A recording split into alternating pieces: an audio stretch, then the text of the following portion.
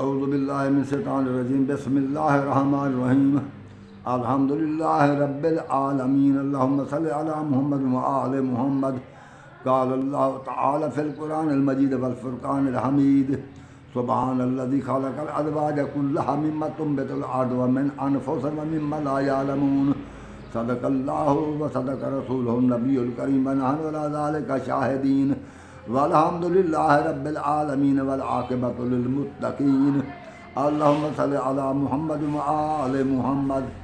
السلام علیکم حضرات ناظرین، آج 9 جون بروز اتوار 2024 ہے۔ میں ابن الخیر سید البخشا تسلیم آپ کی خدمت میں حاضر ہوں۔ میں نے آپ کے سامنے قرآن مجید کی ایک آیت پڑھی ہے، جو کہ یہ آیت سورہ یاسین سے پارہ 22 سورہ یاسین آیت نمبر 36 ہے۔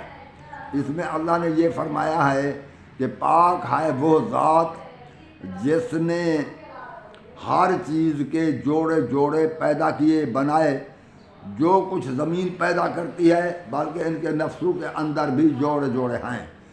اس آیت پر میں پہلے بھی خطبہ دے چکا ہوں، مگر پہلے جو میں نے خطبہ دیا وہ خطبہ تھا اس مادیات پر، یعنی مادی چیزوں پر خطبہ تھا کہ مادیات میں کس طرح مادی جوڑے ایک دوسرے کے مختلف ہیں۔ اور اب میں جو خطبہ دینے والا ہوں یہ صرف ذہن پر، ذہنی یعنی کہ جو کہ زوج ہیں، ذہنی طور پر جذبات ہیں یا سوچیں ہیں، یعنی ذہن کے متعلق نفسیاتی طور پر کہ کیا چیز ہے جو کہ ایک دوسرے کے برعکس، یہ جو جوڑے اللہ نے فرمایا ہر چیز کے، اگر کسی مولوی سے پوچھا جائے کہ جوڑے کیا ہیں تو جو عام طور پر مولوی صاحب ہیں وہ تو یہ کہیں گے کہ یہ جوڑے وہ نارمادہ ہیں، مگر زیادہ سمجھدار مولوی صاحب یہ بیان کرے گا کہ جوڑے مماثل بھی ہیں، نارمادہ بھی ہیں، مگر اس کے علاوہ اور وہ کچھ نہیں جانتے۔ افسوس تو یہ ہے جن میں نہ قوت مفکرہ ہے نہ کوئی علم ہے، ان کو لوگوں نے دانا اور عالم سمجھ لیا ہے، یہ قرآن مجید کی حکمت کو نہیں سمجھ سکتے، ان کا کام صرف فتویٰ دینا ہے۔ مثال کے طور پر آج ایک شخص جو کہ پہلے مسلمان ہو، بعد میں وہ یہ کہہ دے کہ میں جب تک مسلمان رہا تو میں تو غلطی پر رہا، کیونکہ اس لیے کہ میں یہ سمجھتا رہا کہ اس کائنات کا خالق کوئی ہے، یہ جو تخلیق و بقا و فنا کا عمل جاری ہے اس کا فاعل شاید اللہ ہے، اس کی ذات پاک ہے۔ مگر میں نے جب زیادہ تر غور کیا اس یعنی کہ طبعی اصولوں پر تو مجھے یہ معلوم ہوا کہ مادہ حرکت میں ہے، اور اس کی حرکت کی وجہ سے ہی اشیاء میں تغیر و تبدل ہو رہا ہے۔ تو اس طرح تخلیق، ارتقاء و بقا و فنا کا عمل جاری ہے، اس میں کوئی فاعل بالارادہ اس فعل کے انجام دینے پر مقرر نہیں ہے۔ تو ہم جو تکالیف اٹھاتے تھے بھی نماز پڑھنے کی یا روزہ رکھنے کی، ہم عبادات الہی کر رہے ہیں، در حقیقت جب خدا کا وجود ہی نہیں ہے تو یہ ہم خواہ مخواہ اپنے آپ کو تکلیف میں کیوں ڈالیں؟ کیونکہ انسان جس وقت مر جاتا ہے اس کے بعد اس کی موت ہے، اور موت کے بعد کوئی دوبارہ اس دنیا میں آنا ہی نہیں ہے۔ تو بابر بعیش کوش کے عالم دوبارہ نیست۔ اگر کوئی شخص ایسا کہہ دے تو مولوی صاحب کہہ دیتا ہے کہ یہ مرتد ہو گیا اور اس لیے یہ واجب القتل ہے۔ اب کون ہے جو علم دین بنے؟ وہ بھائی یہ ارتداد والی بات نہیں ہوتی، انسان کے ذہن کی یہ ندی ہے، انسان کی ایک ندی کی طرح یہ ذہنی اعمال افعال بھی ہر وقت رواں دواں ہیں، ذہن ہر وقت حرکت میں ہے، تو وہ کبھی سوچیں جو اس کی ہوتی ہے کبھی مثبت ہوتی ہیں تو کبھی منفی سوچیں ہوتی ہیں۔ تو انسان مختلف علوم پر جب غور کرتا ہے تو اس کا دماغ محل ہو جاتا ہے۔ تو اس لیے اس کو سمجھانے کی ضرورت ہوتی ہے، قتل کرنے کی ضرورت نہیں ہوتی، کیونکہ قتل کرنے سے یہ بھی معلوم ہونا چاہیے کہ جس فساد کو تم ختم کرنے کے لیے قتل کرو گے وہ فساد زیادہ ہو جاتا ہے۔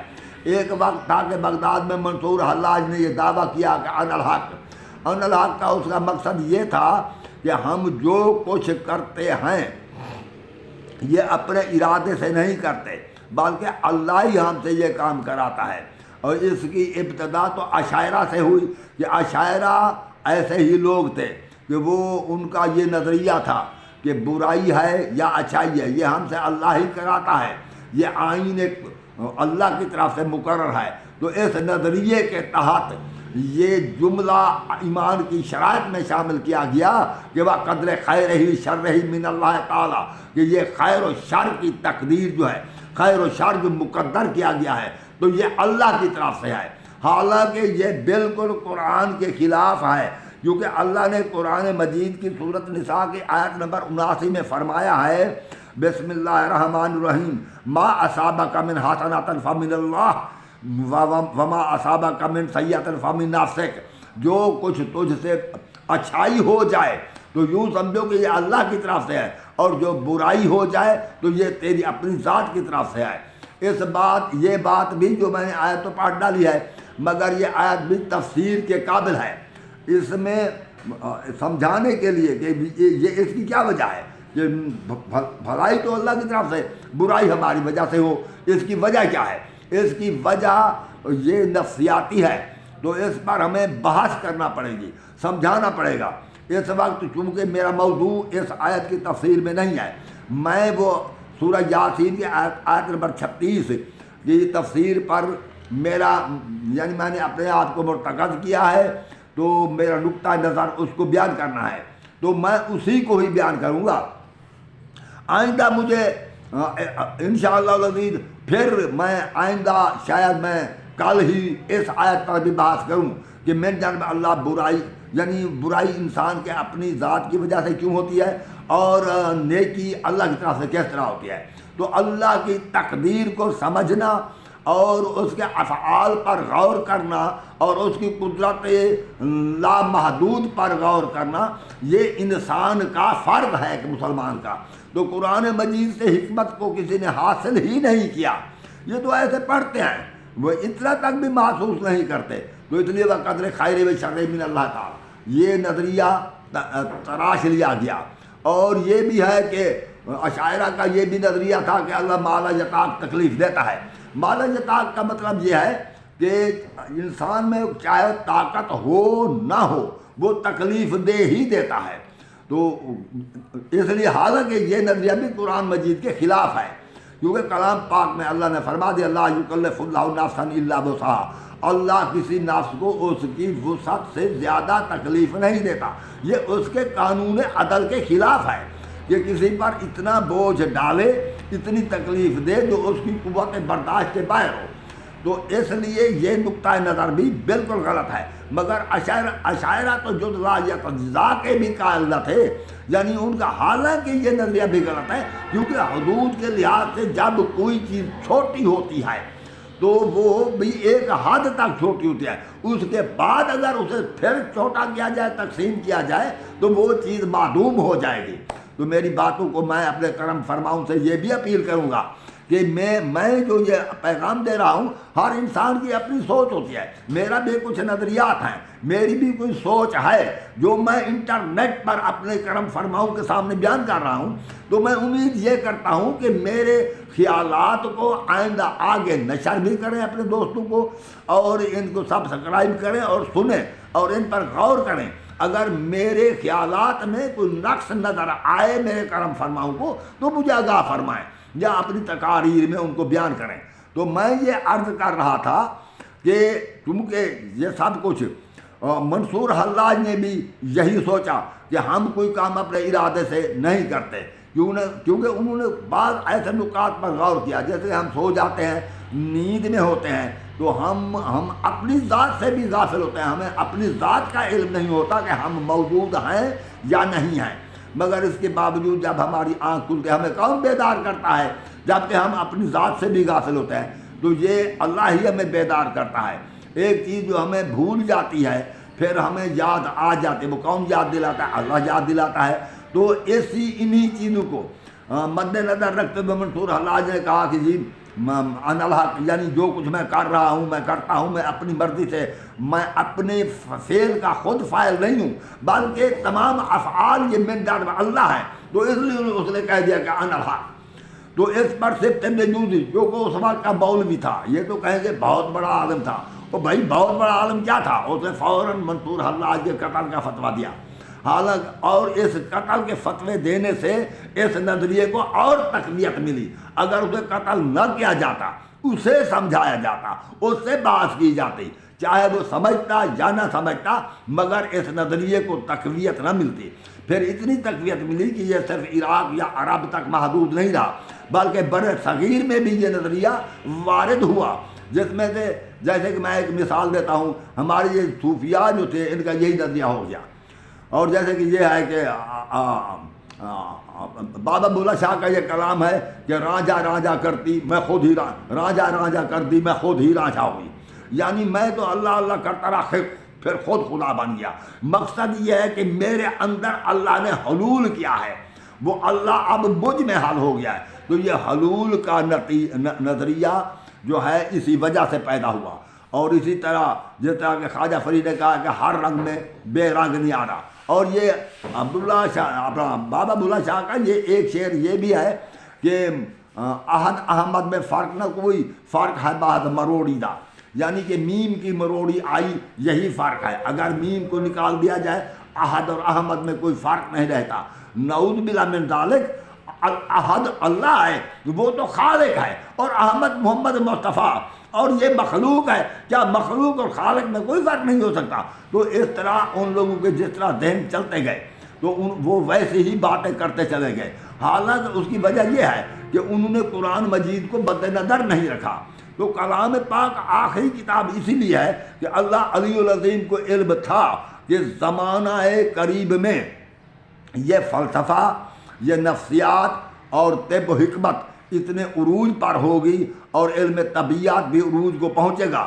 تو اس وقت لوگوں کے ذہن ان علوم کی وجہ سے گمراہ ہو سکتے ہیں. تو اس لیے قرآن مجید میں ان علوم کے جوابات دیے گئے ہیں تاکہ لوگوں کو یہ پتہ چلے اور وہ اپنے ایمان پر ثابت قدم رہیں کہ اللہ ہی فاعل ہے تمام افعال کا جو کائنات میں سر انجام پا رہے ہیں. تو اس وقت دیکھیں نا، دماغ ایک ایسی چیز ہے، ہمارا دماغ، ہمارا ذہن یہ سوچ رہا ہے ہر بات کے متعلق. یہ ہم تحت الثری سے لے کر عرش اولا تک، حتیٰ کہ سب سماوات یا کم از کم کواکب و انجم تک ہم سوچ رکھتے ہیں، سوچتے ہیں، فضا کے متعلق، خلا کے متعلق، ملا کے متعلق سوچتے ہیں. مگر ہم اس پوری کائنات کے متعلق سوچتے ہیں، مادہ کے متعلق، مادہ کے افعال، مادہ کی خاصیت، اوصاف کے متعلق سوچتے ہیں. مگر بات یہ ہے جو چیز جب دماغ غلطی کرے، تو اگر کوئی ہمارا جسمانی اعضاء میں سے کوئی عضو ہماری غلطی کرے، دماغ ان کو فوراً ہدایت نافذ کرتا ہے، ہدایت دیتا ہے. مثال کے طور پر ہمیں پیاس لگے تو ہماری قوت جاذبہ پانی کو تلاش کرتی ہے، پانی مانگتی ہے، تو اس وقت پانی کی طلب کرتی ہے قوت جاذبہ پانی کے لیے.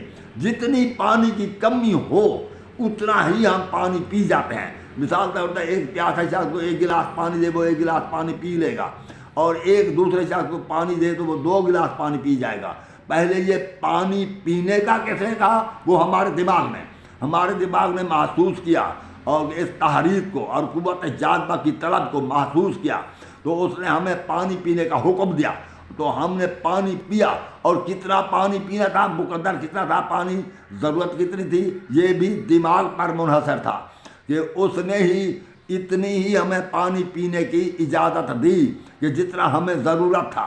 تو اس لیے یہ قوت جاذبہ اور یہ تمام نظام جسمانی پر کنٹرول جو ہے دماغ کا ہے. یہ دماغ ہی سب کچھ کر رہا ہے. ہم چاہے وہ قوت دافعہ ہو یا قوت جاذبہ، سب یہ دماغ کے ماتحت ہیں، اور اسی طرح تمام احساسات دماغ کے ماتحت ہیں. تمام نظام جسمانی پر، اس جسم کی پوری کائنات پر دماغ کنٹرول بھی کر رہا ہے، اور دماغ آرڈر بھی کر رہا ہے، اور دماغ منع بھی کر رہا ہے، سب کچھ دماغ کر رہا ہے۔ اس کے یہ اسی طرح ہے جیسے کہ ہاں جب وہ دماغ خطا کرے تو اس دماغ کو کون سمجھائے؟ اور چونکہ دیکھیں نا، جب ایک چیز جس فعل پر متعین ہے اگر اس میں نقص واقع ہو جائے تو پھر اس کو درست کرنے کے لیے کسی اور چیز کی ضرورت پڑتی ہے۔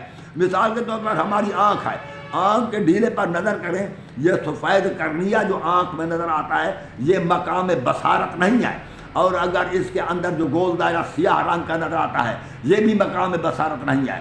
اس سیاہ رنگ کے دائرے کے اندر ایک اور چھوٹا سا پتلی، ایک نقطہ سا نظر آتا ہے، وہ پتلی نظر آتی ہے سیاہ سے، وہی مقام بصارت ہے۔ آپ دیکھیں وہ سوئی کے سوراخ سے بھی چھوٹی معلوم ہوتی ہے یا سوئی کے سوراخ کے برابر، مگر اس کے باوجود ہم اس چھوٹے سے سوئی کے سوراخ سے ایک کائنات کو دیکھ رہے ہیں، بڑی بھاری بھرکم بڑی جسیم چیزوں کو دیکھتے ہیں۔ ہمیں زمین و آسمان، سیارے اور کواکب، تمام زمین پر چلتی پھرتی چیزیں، بڑی بڑی چیزیں، مکانات، ہم اس چھوٹے سے وہی جو سوئی کے سوراخ کی طرح پتلی ہے اسی سے دیکھتے ہیں۔ مگر جب کوئی تنکا آنکھ میں پڑ جائے یا کوئی کنکر آنکھ میں پڑ جائے تو اس وقت آنکھ اپنے اندر کے کنکر کو نہیں دیکھ سکتی، اپنے اندر کے تنکے کو نہیں دیکھ سکتی۔ اب اس کو دیکھنے کے لیے دوسری آنکھ کی ضرورت ہوتی ہے، اسے کہا جاتا ہے کہ ہماری آنکھ میں دیکھو کہ کیا ہے۔ تو دوسری یعنی کہ آنکھ کے اندر کوئی چیز گر گئی ہے، وہی آنکھ جو ہمیں کائنات دکھا رہی ہے، اسی آنکھ کے اندر اگر کوئی چیز گر گئی ہے تو پھر ہمیں اس کو نکالنے کے لیے دوسری آنکھ کی ضرورت پڑتی ہے۔ تو اسی طرح یہ ہے میرے بھائی کہ دماغ جو پورے نظام جسمانی پر بھی کنٹرول کر رہا ہے، کائنات کے متعلق بھی سوچ رہا ہے، اور اسی طرح خالق کے کائنات کے متعلق بھی سوچ رہا ہے۔ اب ہمارے اپنے افعال و اعمال کے متعلق سوچ رہا ہے کہ مثبت ہیں یا منفی، جو سوچ رہا ہے۔ اور جب یہ ذہن میں دماغ میں خرابی پیدا ہوتی ہے تو پھر اس کو سمجھانے کے لیے کسی اور دماغ کی ضرورت پڑتی ہے۔ تو اس لیے جب دماغ ہی صراط مستقیم سے، سیدھے ڈگر سے، سیدھے راستے سے منحرف ہو جائے، ڈگمگا جائے، تو اس وقت قرآن کی ضرورت پڑتی ہے۔ تو اس لیے اللہ نے قرآن نازل فرمایا ہے۔ تو اس قرآن پر ہم نگاہ کر کے پھر ہم دیکھتے ہیں کہ آیا ہم صراط مستقیم پر ہیں یا صراط مستقیم سے منحرف ہو گئے ہیں۔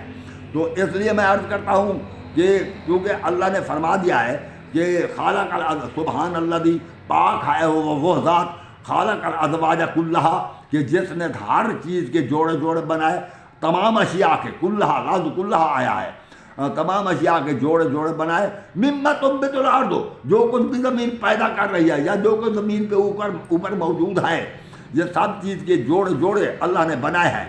وَمِنْ أَنفُسِهِمْ، خود ان کے نفسوں کے اندر بھی جوڑے جوڑے ہیں، وَمِمَّا لَا يَعْلَمُونَ، اور کچھ کو یہ جانتے نہیں۔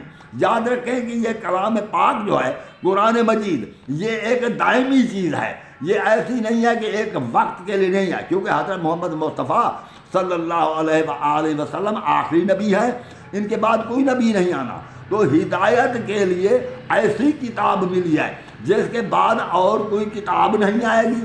تو اسی میں نفسیات بھی ہے، طبیعیات بھی ہے، اس میں فلسفہ بھی ہے، اسی میں ہر بات کا، ہر سوال کا جواب ہے، اور ہر چیز اسی میں ہے کہ جو کہیں پر انسان کا ذہن متزلزل ہو تو وہ قرآن کی طرف رجوع کرے تو قرآن اسے ہدایت کرتا ہے۔ تو اب جوڑے، چونکہ لفظ آیا ہے کہ چونکہ میں پہلے جو خطبات دیے تھے میں نے مادی جذب کے متعلق بیان کیا تھا، اب جو خطبہ میں دے رہا ہوں اس خطبے میں ذہن کے متعلق بیان کر رہا ہوں۔ تو میں یاد کر کے مولوی صاحب کا کام ہے وہ قتل کا فتویٰ دے دیتا ہے۔ مثال کے طور پر اب یہ ہے کہ کچھ لوگ داعیہ ہیں، ان کا نظریہ یہ ہے کہ یہ کام طبعی طور پر انجام پا رہے ہیں، ان کا کوئی فاعل نہیں ہے، کیونکہ مادہ ہر وقت حرکت میں ہے، اس حرکت کی وجہ سے مادہ میں تغیر و تبدل ہوتا ہی رہتا ہے۔ تو یہ کام اس وجہ سے یہ آپس میں جوڑے جوڑے جو ہیں ایک دوسرے پر اثر انداز ہو کر یہ یعنی کہ کچھ اشیاء کو وجود میں لا رہے ہیں، اور ان کے میں ارتقاء ہو رہی ہے اور بقا ہے کہ ان یعنی زوج کے اندر تعدیل کی وجہ سے تو بقا یا ارتقاء کا عمل اور تخلیق کا عمل جاری ہے. جس طرح کہ انکوبیٹر میں ہم کیونکہ ماحول معتدل کیا جاتا ہے، یعنی گرمی سردی تری اور خشکی یہ جو دو جوڑے ہیں، گرمی اور سردی ایک جوڑا ہوا، تری اور خشکی دوسرا جوڑا، تو اس میں اعتدال پیدا کر کے ہم تخلیق کر سکتے ہیں. اعتدال کیونکہ اعتدال ہر چیز کی مختلف بھی ہو سکتا ہے. مثال کے طور پر ہم انڈے میں اعتدال پیدا کرتے ہیں تو انکوبیٹر میں جو رکھتے ہیں تو وہ اعتدال ہوتا ہے گرمی خشکی اور تری میں، اور خشکی میں اور گرمی سردی اور تری اور خشکی میں اعتدال ہوتا ہے. جب اعتدال پیدا ہوتا ہے تو انڈے کے اندر بچہ پیدا ہو جاتا ہے. اور اسی طرح انسان کا بچہ یا حیوان کا بچہ بھی پیدا کر سکتے ہیں، مگر وہ ہم اعتدال تو قائم کر سکتے ہیں، ماحول کو معتدل اس کے مزاج کے مطابق بنا سکتے ہیں. مگر یاد رکھیں کہ انسان کا بچہ آخر ڈی این اے سے، انسان کے ڈی این اے سے پیدا ہوگا یا انسان کے نطفے سے پیدا ہوگا. وہ ہم پیدا کریں ان کے لیے ایسا انکوبیٹر بنائیں تو ہم لڑکی یا لڑکا پیدا کر دیں.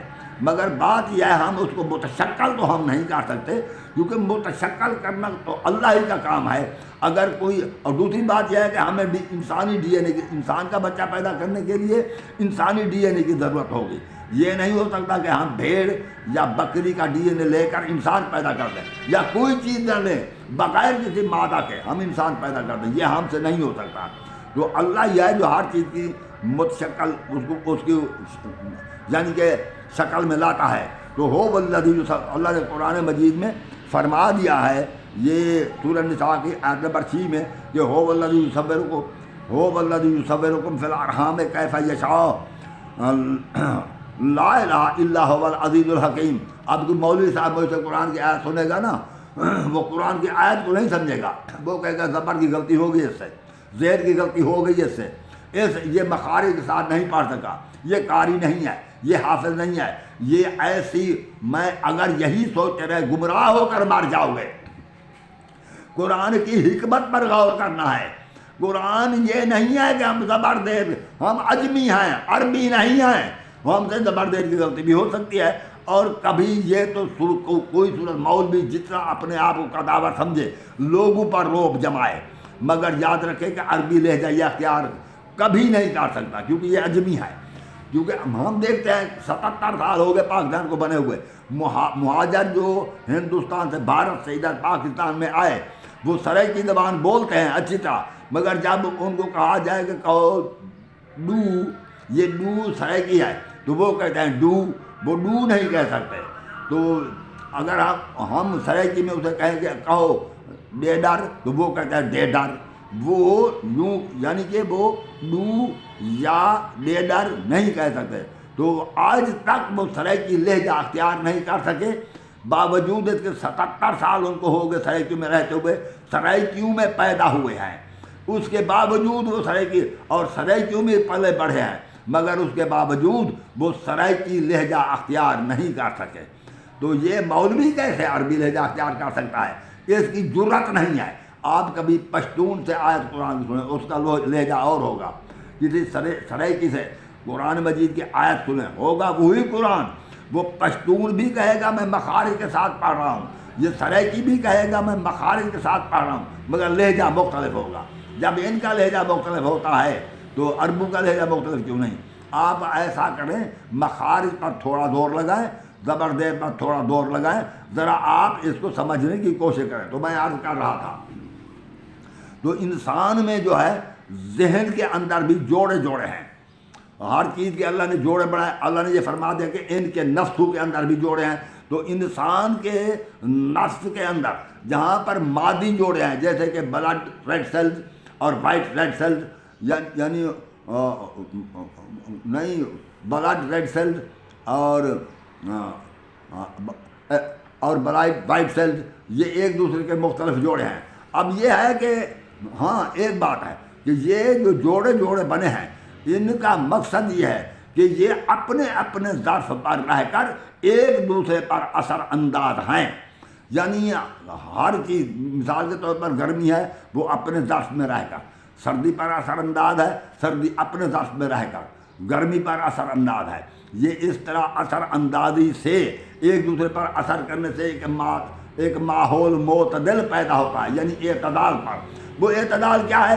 یعنی یہ ہر چیز کہ قوت برداشت کے مطابق گرمی ہو اور قوت برداشت کے مطابق سردی ہو، اسے اعتدال کہتے ہیں۔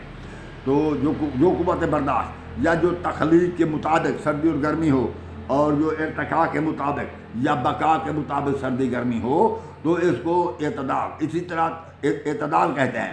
تو یہ عدل، یہ لفظ اعتدال عدل سے مشتق ہے، عدل بھی یہی ہے۔ تو اللہ نے بھی ان اللہ یامر بالعدل والاحسان وایتاء ذی القربی وینہی عن الفحشاء والمنکر والبغی یعظکم لعلکم تذکرون۔ اللہ خود عادل ہے تو عدل کا حکم دیتا ہے۔ میں نے یہ سورۃ نحل سے آیت پڑھی ہے، تو خود بھی عدل کا حکم دیتا ہے۔ تو میرے بھائی بات یہ ہے کہ عدل لازمی ہے، کیونکہ عدل ہی سے کائنات کی تخلیق ہے اور عدل ہی سے کائنات کی بقا ہے۔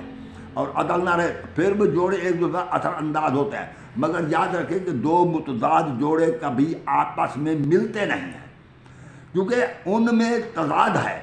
یہ کائنات کا نظام جو ہے یہ جدلیاتی بنیادوں پر ہے، یعنی ہر وقت اس کائنات میں ان جوڑوں کی جنگ و جدل ہے، یہ ایک دوسرے کو نیچا دکھانے، ایک دوسرے کے اثر کو کم کرنے میں لگے ہوئے ہیں۔ تو اسے ہم جدلیاتی نظام کائنات کہہ سکتے ہیں۔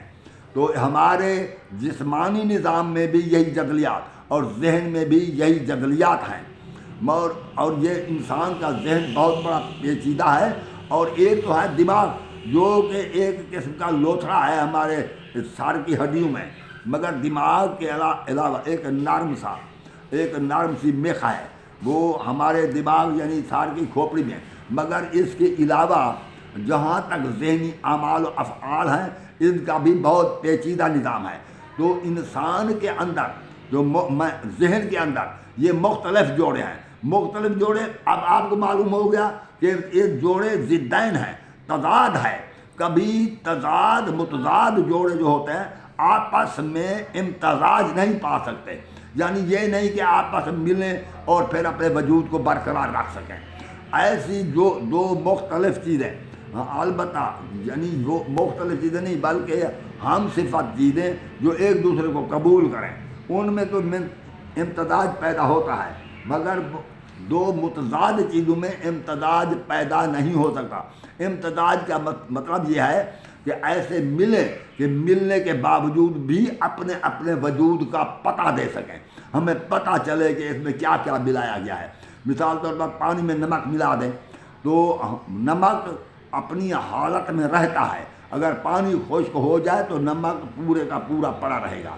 اور اسی طرح پانی میں اگر چینی ملا دیں تو چینی اپنی ملاوٹ کا وہ بھی پتہ دیتی ہے، ہم پانی پینے سے محسوس کر سکتے ہیں اس میں چینی ہے۔ اور اس کو اگر رکھ دیں، پانی خشک کر دیں، پانی خشک ہو جائے تو چینی جتنی ہم نے ڈالی تھی وہ پوری کی پوری اس میں موجود ہوگی، یعنی وہ اپنے وجود کو ان کا وجود فنا نہیں ہوتا۔ مگر دو متضاد جوڑے جب آپس میں امتزاج ان کا نہیں ہو سکتا، امتزاج قطعی نہیں ہو سکتا، کیونکہ یہ آپس میں امتزاج تو ہو نہیں سکتا، البتہ آپس میں ترکیب پاتے ہیں، مرکب ہوتے ہیں۔ جب یہ جوڑے مرکب ہو جائیں تو پھر وہ ان کا وجود فنا ہو جاتا ہے، یعنی ان دو متضاد چیزوں میں سے کوئی ایک چیز بھی باقی نہیں ہوتی، بلکہ متضاد کے ملاپ سے، ملنے سے ایک تیسری چیز وجود میں آتی ہے۔ وہ دو متضاد جوڑے آپس میں مل کر کسی اور چیز کو تخلیق کرتے ہیں، تو وہ تیسری چیز وجود میں آتی ہے۔ تو وہ دونوں متضاد خود باقی نہیں رہتے، تو یہ ہوتا ہے تضادات کا عمل۔ تو آپ اس میں دو متضاد آپس میں نہیں ملتے، آپ اس کا تجربہ بھی کر سکتے ہیں۔ مثال کے طور پر ہم کشش ثقل کی طرف آتے ہیں۔ آپ مقناطیس کی ایک راڈ لیں، اس کے درمیان میں دھاگا باندھیں، دھاگا ہاتھ میں لے کر مقناطیس کی راڈ کو لٹکا دیں، آپ دیکھیں کہ جو سرا شمال کی طرف ہو اس پر کوئی نشان لگا دیں، سیاہی سے کوئی نشان لگا دیں۔ پھر دوسرا راڈ لیں، اسے بھی اسی طرح دیکھیں، جو شمال کی طرف سرا اس پر بھی نشان لگا دیں۔ آپ دیکھیں گے کہ دونوں شمالی سروں کو جب آپس میں ملائیں گے آپ کو معلوم ہوگا کہ ہمارے ہاتھ کی طاقت لگ رہی ہے، یہ مقناطیس آپس میں ملتا نہیں بلکہ ایک دوسرے کو دونوں ٹکڑے دھکیل رہے ہیں، یہ آپ کو معلوم ہوگا۔ اور اسی طرح ہم جنوب کے دو سروں کو بھی آپس میں نہیں ملا سکتے، البتہ ان دو ٹکڑوں میں سے ایک ٹکڑا کی جنوبی سمت دوسرے کی شمالی سمت آپس میں ملائیں تو وہ جھٹ سے مل جائیں گے۔ تو اس سے معلوم ہوا کہ دو متضاد تو آپس میں ملتے ہیں مگر یعنی ترکیب پا جاتے ہیں، تو دو ہم صفت آپس میں مل نہیں سکتے، امتزاج ہو سکتا ہے۔ تو بات یہ ہو رہی تھی کہ انسان کے جسم میں کیونکہ جس طرح انسان کے ذہن میں یہ جذبہ غصہ ہے، جذبہ غضب ہے، تو اسی طرح جذبہ رحم بھی ہے، اور اسی طرح انسان کے جسم میں جیسے کہ جنسی محبت ہے، جذبہ جنس ہے، تو اسی طرح نفرت بھی ہے۔ تو انسان کے جسم میں اسی طرح مختلف جس طرح یعنی کہ مطلب طلب ہے، تو اس طرح سیری کا احساس بھی ہے۔ تو یہ انسان کے ذہن میں یہ مختلف قسم کے جوڑے کار فرما ہیں۔ تو اب سوال یہ ہے کہ انسان ہر وقت سوچ میں ہی رہتا ہے، چاہے وہ نیند میں بھی ہو، تو انسان کا ذہن جو ہے وہ آرام میں نہیں ہوتا، ذہن سوچ رہا ہوتا ہے، جس کی وجہ سے ہم خواب دیکھتے ہیں۔ یہ ایک اور بات ہے کہ خواب ہمیں کیا وجہ ہے کہ متشابہات میں آتے ہیں، ہم خواب کو سیدھی طرح نہیں دیکھ سکتے، اس کی وجہ کچھ اور ہے، یہ خوابوں پر بیان کرنے کا وقت نہیں ہے۔ تو یہ جذبات چونکہ مختلف قسم کے جذبات ہیں، تو ایک جب انسان میں اب جذبات کے پیدا ہونے میں سے دو چیزیں ہیں، ایک تو یہ ہے کہ اندرونی طور پر تحریک پیدا ہوتی ہے، اور اس کے علاوہ بیرونی محرکات بھی ہوتے ہیں۔ میں یہ عرض کر رہا ہوں کہ ہر چیز کے جوڑے یہ قرآن نے فرمایا، یہ سورۃ یاسین کی آیت نمبر 36 ہے، تو میں اسی پر بحث کر رہا ہوں کہ ذہن میں بھی مختلف جذبات ہیں جو ایک دوسرے کے برعکس ہیں، ایک جذبہ دوسرے کو ماند کرتا رہتا ہے۔ مثال کے طور پر جیسے میں جذبہ جنس کی مثال دیتا ہوں، یعنی ایک مرد کو ایک عورت کی ضرورت، ایک خوبصورت عورت کی ضرورت، اور ایک عورت کو ایک مرد کی ضرورت ہوتی ہے، تو اسے کہتے ہیں جذبہ جنس۔ کیونکہ تھوڑے تعلیم یافتہ شاید ہو سکتا ہے میرے لفظ جذبہ جنس کو نہ سمجھ سکے، تو میں نے اب وضاحت سے یہ عرض کر دیا کہ ایک مرد کو جب عورت کی خواہش ہوتی ہے تو یہ جذبہ جنس ہوتا ہے۔ تو یاد رکھیں کہ تمام جذبات کے کچھ تو اندرونی محرک ہوتے ہیں، کچھ بیرونی محرک ہوتا ہے۔ محرک وہ چیز ہے جو جذبہ کو تحریک دے، جذبہ کو بڑھائے۔ اندرونی طور پر تو یہ ہے کہ جب کسی چیز کی وافر مقدار جسم میں پیدا ہو جائے تو قوت دافعہ اس کو دفع کرنا چاہتی ہے، خارج کرنا چاہتی ہے۔ مثال کے طور پر انسان پانی جو پیتا ہے وہ پانی طلب کے مطابق پی لیتا ہے، جب اس کی طلب پوری ہو جائے تو اسے مزید پانی نہیں پی سکتا۔ تو انسان کو اس پانی جو پیتا ہے تو اس پانی وہ بس مثانہ میں پیشاب کے طور پر جمع ہوتا ہے، تو اس کو پیشاب کرنے کی بھی انسان کے ذہن میں خواہش پیدا ہوتی ہے کہ اب اسے خارج کریں، تو وہ پیشاب کرنے کے لیے لیٹرین میں جاتا ہے۔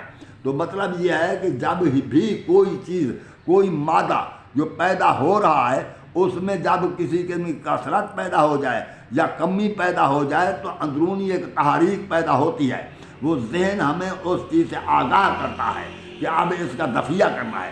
یہ تو اندرونی محرک ہے، اور اس کے علاوہ بیرونی محرکات بھی ہوتے ہیں۔ جو بیرونی محرکات ہوتے ہیں وہ اس جذبہ کو اندرونی تحریک سے بھی بڑھ کر زیادہ تحریک دیتے ہیں، تو جذبہ وہ شدت اختیار کر جاتا ہے۔ تو جو غیر معصوم لوگ ہیں وہ اس چیز کے متحمل نہیں ہوتے کہ اپنے جذبات پر کنٹرول کر سکیں، اور نہ وہ اس چیز کے اتنی سوچ بھی نہیں رکھتے کہ ہم ان جذبات کو کنٹرول کس طرح کریں، اور تحریک کیسے پیدا ہو رہی ہے، اس تحریک کو ختم کیسے کریں، وہ یہ نہیں کر سکتے۔ اس لیے کچھ معصومین کی ضرورت ہوتی ہے جو خود تو اپنے جذبات کو کنٹرول کر سکیں، اپنے یعنی کہ محرکات سے بچ کر، بیرونی محرکات سے، اندرونی محرکات سے تو کوئی نہیں بچ سکتا، تو بیرونی محرکات سے بچ کر کے ہمارے جذبات کے اندر تحریک پیدا ہو کر یہ جذبہ جو ہے یہ ہیجانی صورت اختیار نہ کر لے، تو اس سے بچ کر ہم نظام عدل کو قائم کریں اور اپنے جذبے پر کنٹرول کر کے دوسروں کو ان جذبات کی تحریکات سے بچنے کی یعنی کہ ان کو تجویز دیں، تدبیر دیں، اور بچنے کے لیے حکم دیں، امر کریں۔ تو یہ صرف معصوم کا کام ہوتا ہے۔ ہمارے بہت سے علماء ہیں یہ کہتے ہیں جی صحابہ کرام جو تھے وہ تو بہت کچھ بڑے بالکل پکے ایماندار تھے، میں یہ کہتا ہوں ایماندار ہونا اور بات ہے، نیک ہونا اور بات ہے، جو حقوق اللہ ادا کرتا ہے، حقوق العباد، مگر جہاں پر جذبات پر کنٹرول کی بات ہے وہ بھی ہماری طرح تھے جیسے ہم ہیں، اور یہاں پر تحریکات کو روکنے کے لیے یہی ہوتا ہے کہ بیرونی محرکات سے ہم اجتناب کریں، مگر ایسا ہر انسان کے لیے ممکن نہیں۔ جب بیرونی محرکات کسی جذبہ کے اندر تحریک پیدا کرتے ہیں تو انسان مزید ان محرکات کی طرف متوجہ ہوتا ہے، کیونکہ اس میں جس چیز میں تسکین نفس ہو یا لذت نفس ہو ان سے عام انسان اجتناب نہیں کر سکتا، تو اس اجتناب نہ کرنے کی وجہ سے تو اس میں جو غلط خیالات اور غلط افعال سرزد ہوتے ہیں، تو اس صورت سے کسی کے بھی غلط افعال سرزد ہوتے ہیں تاکہ وہ اپنی تحریکات میں جو پیدا ہو چکی ہیں وہ اپنے تسکین نفس کا سامان کر سکے۔ تو اللہ نے تو اس کے لیے اسباب پیدا کیا ہے، مگر وہ جائز طریقے سے، ناجائز طریقے سے ان اسباب کی طرف نہیں، ان کو حاصل نہیں کیا جانا چاہیے۔ یہ اسلام کی ہمیں یہی تعلیم ہے۔ تو اس صورت میں ہم کیونکہ ہمارے جسم کے اندر جوڑے ہیں تو ہم اس کے اندر جبکہ ایک محرک کسی ہمارے جذبہ کو تحریک دے، کوئی تحریک پیدا کرے، تو اس پر ایک اور محرک جو کہ اس جذبہ کو ماند کرے ہم کس طرح خارج کر سکتے ہیں؟ یہ ہمارے بس کی بات نہیں ہے۔ یہ اس لیے کہ اللہ نے قرآن مجید میں فرما دیا ہے کہ فطرت اللہ التی فطر الناس علیہا لا تبدیل لخلق اللہ، یہ ان لوگوں کو ایک فطرت پر پیدا کیا گیا ہے تو اللہ کی خلقت کبھی تبدیل نہیں ہو سکتی۔ ذالک الدین القیم ولکن اکثر الناس لا یعلمون، یہ سورۃ روم کی میں نے آیت نمبر 30 پڑھی ہے۔ وہ خدا کے لیے قرآن کا مطالعہ کریں، خدا کے لیے قرآن سے حکمت حاصل کریں۔ یہ کیا ہے؟ وہ ایسے بات یہ ہم تجوید سے پڑھ رہے ہیں، ہم قرأت سے پڑھ رہے ہیں، ہم مخارج نکال کر پڑھ رہے ہیں، ہم یہ اللہ کہو، یہ ایسی باتیں چھوڑو کا مطلب یہ کہ نمو تو نمائش ہے، ان باتوں کو چھوڑو، قرآن سمجھنے کی کوشش کرو اور اس پر عمل کرنے کی کوشش کرو، اس سے حکمت حاصل کرنے کی کوشش کرو۔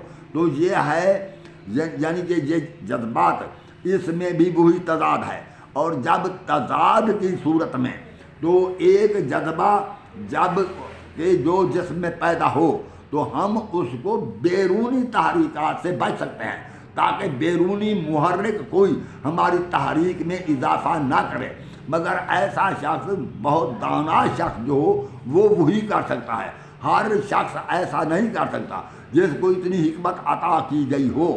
تو کوئی دانا ترین انسان ہی بیرونی محرک سے بچ کر اپنی تحریک میں کمی لا سکتا ہے، اور اس اپنے جذبہ کو ماند کرنے کے لیے اگر جذبہ ناجائز ہے تو اس کو ماند کرنے کے لیے اس پر کوئی مخالف جذبہ استوار کر سکتا ہے، قائم کر سکتا ہے، تاکہ مخالف کی تحریک سے پہلے منفی جذبے میں جو ہے اعتدال پیدا ہو جائے۔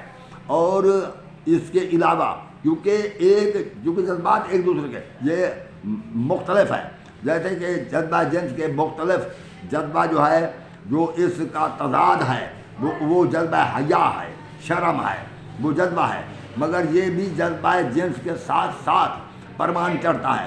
جتنا ارتقاء جذبہ جنس میں ہوتا ہے تو اتنی ارتقاء جذبہ حیا میں ہوتا ہے۔ میں مثال دیتا ہوں، ایک لڑکی جو چھوٹی بچی ہے تو وہ ایسے پیشاب پخانہ کرے گی مگر کوئی پردہ نہیں کرے گی، کوئی چھپنے کی جگہ نہیں ڈھونڈے گی، بس ایسے بیٹھ جائے گی، چاہے 1000 آدمی کیوں نہ آ رہے ہوں، وہ ان سے شرم نہیں کرتی۔ مگر جب اسے کچھ معلوم ہوتا ہے کہ یہ عورات کا جو ہم نے ہے اس کو حفاظت کرنا ہے، چھپانا ہے، تو پھر وہ لوگوں کے سامنے ایسے نہیں جاتی۔ کچھ وقت کے بعد ایسا وقت بھی آتا ہے کہ وہ غیروں سے اپنا منہ چھپانے لگتی ہے۔ یعنی اس کی وجہ یہ ہوتی ہے کہ وہ جتنا جذبہ جنس میں تحریک پیدا ہو رہی ہے وہ پروان چڑھ رہا ہے تو جذبہ حیا اتنا ہی بڑھ رہا ہے۔ تو اس لیے اس جذبہ حیا کے علاوہ اور ذہنی جذبات کسی قسم کے ہوں، ان جذبات پر یہ بھی ہے کہ خوف جو ہے تمام جذبات کو معدوم کر دیتا ہے، وہ تمام جذبات پر غالب آ جاتا ہے، حتیٰ کہ پیاس تک کا جذبہ، بھوک تک کا جذبہ بھی ختم ہو جاتا ہے۔ اس وقت صرف ایک ہی جذبہ باقی رہ جاتا ہے، وہ یہ کہ تحفظ جان، اسی کا جذبہ باقی رہتا ہے۔ مگر خوف کی شدت اختیار کرنے کی وجہ سے بعض اوقات تو یہ جذبہ تحفظ میں اتنی شدت آ جاتی ہے کہ آدمی ایسے ایسے کام کر گزرتا ہے جو عام حالت میں اس کے لیے ایسے کام کرنا مشکل تھے۔ مثال طور پہ کوئی دشمن پیچھے سے لگا ہوا ہے اور آدمی کو آگے بھاگ رہا ہے، تو اس خوف کی حالت میں وہ آگے کوئی دیوار آ گئی ہے تو اس خوف کی حالت میں وہ ایسا جمپ لگائے گا کہ دیوار کے پرلی طرف چلا جائے گا۔ مگر یاد رکھیں وہ خوف کی حالت میں جتنا جمپ لگائے گا وہ عام اطمینان کی حالت میں اس دیوار کو ایسا جمپ لگا کر عبور نہیں کر سکتا۔ تو گویا اس کو جذبہ حفاظت کے لیے، جذبہ تحفظ کے لیے اس میں بہت زیادہ طاقت آ گئی۔ اور بعض اوقات یہ ہے کہ آدمی اگر یہ سوچتا ہے کہ میں اس سے لڑ جاؤں تو میں اس پر غالب آ جاؤں گا، تو وہ اپنے ذہنی اندازے کے مطابق لڑتا ہے، غالب بھی آ سکتا ہے، یا ایسے ہتھیار چھین لوں گا تو وہ ہتھیار چھین لے گا۔ اکثر اوقات ایسا ہوتا ہے کہ ذہنی اندازے پورے ہوتے ہیں تو ایک جذبہ کے تحت دوسرا جذبہ ہے، تو اس طرح جو ہے ہم اور دماغ جو ہے سوچنے میں غلطی بھی کرتا ہے۔ مثال طور پر ان لوگوں کو یہ علم نہیں ہے کہ ہم سوتے ہیں تو بیدار کیوں ہو جاتے ہیں۔ اگر ہمیں کوئی بیدار نہ کرے تو ہم بیدار کیوں ہوتے ہیں؟ ذہن کے اندر ایک ایسا نظام ہے جو انسان کے ارادوں کے مطابق عمل کرتا ہے۔ ایک تو یہ ہے کہ ہم جاگ رہے ہیں، کام کر رہے ہیں، تو ہمارے جسم میں جب کیٹک ایسڈ کی مقدار زیادہ پیدا ہو جاتی ہے تو ہم تھک جاتے ہیں، ہمیں نیند آنے لگتی ہے، آنکھیں بند ہونے لگتی ہیں، تو اس وقت ہمیں نیند کی ضرورت ہے، ہم سو جاتے ہیں۔ مگر جب وہی کیٹک ایسڈ اعتدال پر آ جاتا ہے، اب اس میں اضافہ نہیں ہوتا، اسے اخراج کی ضرورت نہیں ہوتی۔ جب وہ اعتدال پر آ جاتا ہے تو ہماری تھکاوٹ ختم ہو جاتی ہے، ہماری آنکھ کھل جاتی ہے، کیونکہ اب ضرورت کیونکہ وہ جو قوت جاذبہ تھی، وہ اس قوت جاذبہ یا قوت دافعہ، اس میں اعتدال پیدا ہو گیا، ہم بیدار ہو گئے۔ اور دوسری چیز یہ ہے کہ ہمارے ذہن کے اندر ایک ایسا نظام ہے کہ ایک نمازی آدمی چاہے وہ رات کو جتنی دیر سے بھی سوئے، مگر نماز کے وقت اس کی آنکھ کھل جاتی ہے، کیونکہ اس کے ذہن کے اندر ہی ایک ایسا نظام ہے جو اس کو بیدار کر دیتا ہے۔ تو اس پیچیدہ بحث کو میں زیادہ تکمیل تک نہیں پہنچا سکتا، تو میں اتنا عرض کرتا ہوں کہ غیر معصوم لوگوں کی نفسیاتی طور پر وہ غیر آپس میں برابر ہوتے ہیں، جو غیر معصوم لوگ ہوتے ہیں نفسیاتی طور پر ایک دوسرے کے برابر ہوتے ہیں۔ کبھی یہ نہ سوچیں یہ اولیاء اللہ ہے، یہ بہت بڑا وہ ہے، یعنی کہ بزرگ ہے، یہ بہت بڑا عابد ہے، یہ بہت بڑا عالم ہے، جو یہ کہے گا یہ ٹھیک ہوگا، جو یہ کرے گا وہ ٹھیک ہوگا۔ یہ بات کبھی نہ سمجھنا، کیونکہ جہاں تک ذہن کے مضمحل ہونے کا امکان ہے یہ ہر ایک میں برابر ہے، ہر ایک میں برابر ہے۔ جو ذہن ایک جب پٹڑی پر چلتا ہے، در حقیقت یہ بات ہے کہ ذہن عموماً جب سوچتا ہے تو وہ کسی چیز کی ایک سمت کو دیکھتا ہے، دوسری سمت کو نہیں دیکھتا۔ وہ جیسے کہ منصور حلاج نے یہی سوچا کہ مجھے جو چیز بھول جاتی ہے وہ کیسے یاد آتی ہے، تو اللہ یاد دلا دیتا ہے، جب سو جاتا ہوں تو کیسے بیدار ہوتا ہوں تو اللہ ہی مجھے اٹھا دیتا ہے۔ تو اس لیے اس نے سوچا کہ سب کچھ جو کچھ میں کر رہا ہوں میں نہیں کر رہا، اللہ ہی کر رہا ہے۔ تو اس مثال پر ایک ہمارے سرائکستان میں بھی ایسا ایک نظریہ پیدا ہو گیا، مجھے یاد نہیں ہے کہ شاعر کا یہ شعر ہے، وہ بھی صوفی کا قریب ولی اللہ صاحب کا، کہ آپ ہی راجا آپ ہی کھڑے، آپ ہی راجا آپ ہی کھڑے۔ مطلب یہ ہے کہ وہ جو طلب کرتا ہے تو وہ بھی آپ ہے، جو رکاوٹ پیدا کرتا ہے وہ بھی آپ ہے، جو کامیابی دلاتا ہے تو وہ بھی آپ ہے، اور جو نفع ہوتا ہے، نقصان ہوتا ہے، برائی ہوتی ہے وہ بھی آپ ہے۔ ایسی بات نہیں ہے، یہ بات میری جانب اللہ نہیں ہے۔ جو یہ تو لیس علی الانسان الا ما سعی، انسان وہی کچھ حاصل کرتا ہے جو جس کی وہ کوشش کرتا ہے۔ تو اس لیے میں عرض کر رہا تھا، اور یہ کوشش پر کیوں بعض کامیاب نہیں ہوتے اور بعض کامیاب ہوتے ہیں، اس میں وجہ یہ ہے کہ ایک چیز جو کہ یہ ہے کہ اصول قضاء کے مطابق ہے، اس میں تو انسان کامیاب ہو جاتا ہے، جو اصول قدر میں ہے وہ اس میں انسان کامیاب نہیں ہو سکتا۔ تو اس وقت میں آپ سے اجازت لینا چاہتا ہوں میرے بھائیوں، السلام علیکم ورحمۃ اللہ وبرکاتہ۔